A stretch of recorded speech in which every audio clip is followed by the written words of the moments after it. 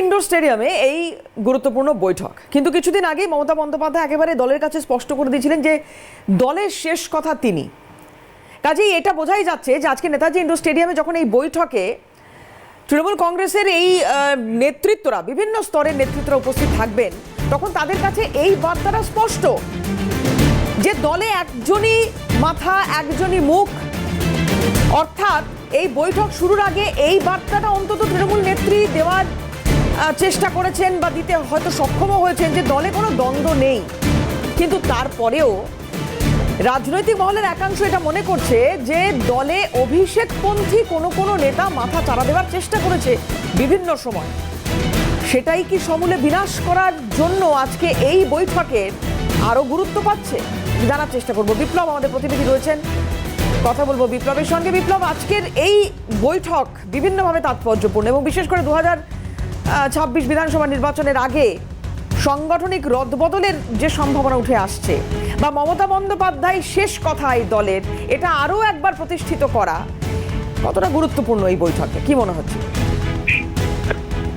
একদম দেখো, তোমাকে যেটা বলি সেটা হচ্ছে যে আজ যে মেগা বৈঠক ইন্ডোর স্টেডিয়ামে, সেই মেগা বৈঠকে দিয়ে তাকিয়ে আছে কিন্তু তৃণমূলের সর্বস্তরের নেতা কর্মীরা।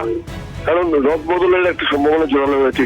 এই রদবদল কতটা হবে এবং আদৌ রদবদল ঘটবে কিনা, এবং রদবদল ঘটলে যে শীর্ষ যে নেতৃত্বের অর্থাৎ দলের যে বিভিন্ন শাখা সংগঠন রয়েছে, যেমন যুব রয়েছে, ছাত্র রয়েছে, মহিলা রয়েছে, এবং যুব ছাত্র মহিলা ছাড়াও জেলা স্তরেও কিন্তু একটা সংগঠন রয়েছে। অর্থাৎ সবকিছু মিলিয়ে কোথায় কোথায় রদবদলের সম্ভাবনা থাকে, কোথায় কোথায় রদবদল হয়, এই দিকেও কিন্তু নজর রয়েছে তৃণমূলের সর্বস্তরের নেতা কর্মীদের। অর্থাৎ মনে করা হচ্ছে যে দীর্ঘদিন ধরে ছাত্র সংগঠন, মহিলা সংগঠনে কিন্তু রদবদল হয়নি, সেই রদবদল হতে পারে। অর্থাৎ রদবদলের ঘোষণা করতে পারেন মমতা বন্দ্যোপাধ্যায়। এবং মমতা বন্দ্যোপাধ্যায় কাছে কিন্তু বেশ কয়েক মাস আগে অভিষেক বন্দ্যোপাধ্যায় একটি তালিকা তুলে দিয়েছিলেন, এবং সেই তালিকা তুলে দেওয়ার ফলে কিন্তু রদবদলের জল্পনা জোরালো হয়েছিল, এবং সেই তালিকার কোনো কারণে সেটা কার্যত ফলপ্রসূ হয়নি। এবং আজ মেগা বৈঠক থেকে কিন্তু সেই রদবদলের সম্ভাবনা জোরালো হতে পারে, এমনটাই মনে করা হচ্ছে।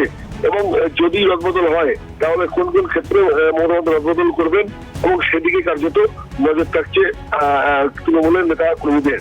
এবং তোমাকে বলে রাখি যে শুধুমাত্র রদবদলের বিষয় না, যেহেতু 26-এর নির্বাচন, সেই নির্বাচনের আগে যে রণকৌশল, যে ভোট রণকৌশল তৈরি করে দিতে পারেন মমতা বন্দ্যোপাধ্যায়, এবং সেখান থেকে কার্যত বার্তা দেবেন তিনি। এবং মমতা বন্দ্যোপাধ্যায় দিক নির্দেশিকা দেবেন যে কিভাবে 26-এর যে নির্বাচন, সেই নির্বাচনে একটা হয়ে লড়াই চালাতে হবে। এবং পাশাপাশি একটা গুরুত্বপূর্ণ বিষয় যে বিধানসভা ভোটের লক্ষ্যে যে ঘর গোছাচ্ছে তৃণমূল কংগ্রেস, এবং সেই তৃণমূল কংগ্রেস যে ঘর গোছানোর মধ্যে যে দুর্নীতি থেকে দাদাগিরি সব বিকাশ যে মন্তব্য করছেন তৃণমূল নেতারা, সেদিকেও কিন্তু কড়া বার্তা দিতে পারেন। অর্থাৎ সবকিছু মিলিয়ে আগে তৃণমূল নেতৃত্ব, দলীয় যে নেতা কর্মীরা আসবেন, ইতিমধ্যে কিন্তু বলি জেলা থেকে বিভিন্ন নেতা কর্মীরা তারা আসতে শুরু করে দিয়েছেন। গতকালও উত্তরবঙ্গ থেকে বহু নেতা তারা চলে এসেছেন, এবং নেতাজি ইন্ডোর স্টেডিয়ামে ভরা যে প্রেক্ষাগৃহ, সেই ভরা প্রেক্ষাগৃহে মমতা বন্দ্যোপাধ্যায় কড়া বার্তা দিতে পারেন। অর্থাৎ দলের শৃঙ্খলা রক্ষার জন্য যেমন বার্তা দিতে পারেন, পাশাপাশি দলীয় শৃঙ্খলা রক্ষার পাশাপাশি দলের মধ্যে দ্বন্দ্ব, সেই দ্বন্দ্ব রক্ষারও বার্তা দিতে পারেন তিনি। এবং সব থেকে গুরুত্বপূর্ণ বিষয় যে সর্বক্ষেত্রে নবীন প্রবীণের একটি লড়াই রয়েছে, অর্থাৎ নতুন মুখ পুরনো মুখের একটা সংঘাত রয়েছে, সেই সংঘাত অবসানের জন্য বার্তা দিতে পারেন মমতা বন্দ্যোপাধ্যায়। বেশ, বিপ্লব আপাতত অনেক ধন্যবাদ তোমাকে। কথা বলছিলাম বিপ্লব চক্রবর্তী ছিলেন টেলিফোনে।